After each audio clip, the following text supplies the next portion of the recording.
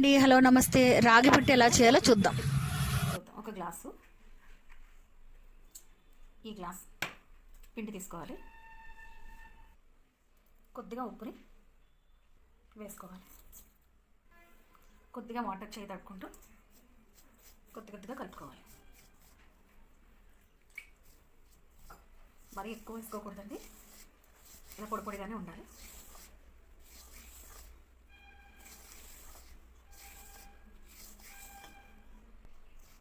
Water బాగా పిండిలో కలిసేలాగా కలుపుకొని ఇది పట్టుకుంటే ఇలా అవ్వాలి. ఇలా అయ్యేంత వరకు కూడా బాగా కలుపుకోవాలి. కలుపుకున్న తర్వాత ఇలాంటి మన ఆవిరి కుడుము అంటారు, ఇలాంటి పాత్రని తీసుకొని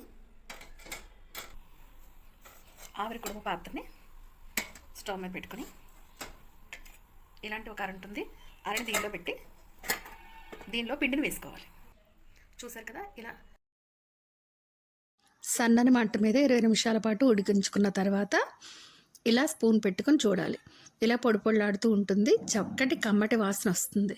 ఇది ఉడికిన తర్వాత మనం కోరి ఉంచుకున్న బెల్లాన్ని ఇంకా పచ్చి కొబ్బరిని కూడా దీనిలో వేసుకుని కలుపుకోవాలి. కలుపుకొని దీనిలో చక్క పప్పు నూనె కానీ నెయ్యిని కానీ వేసుకొని తిన్నట్టయితే చాలా రుచికరమైన ఆరోగ్యకరమైన రాగి పిట్టు రెడీ అవుతుందండి.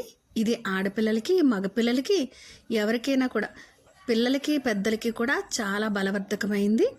నడుము నొప్పులు, కడుపులో నొప్పులు వంటివి తగ్గడానికి కూడా ఇది సహకరిస్తుంది. ఒంటికి ఐరన్ని మనకి పుష్కలంగా లభిస్తుంది. దీనివల్ల ఇది శీతాకాలంలో తీసుకోవడం మన ఆరోగ్యానికి ఎంతో మంచిది. ఏ కాలమైనా కూడా చక్కగా తీసుకోవచ్చు. దీనిని చేసుకుని మీరందరూ కూడా ఎంజాయ్ చేయండి. Bye bye.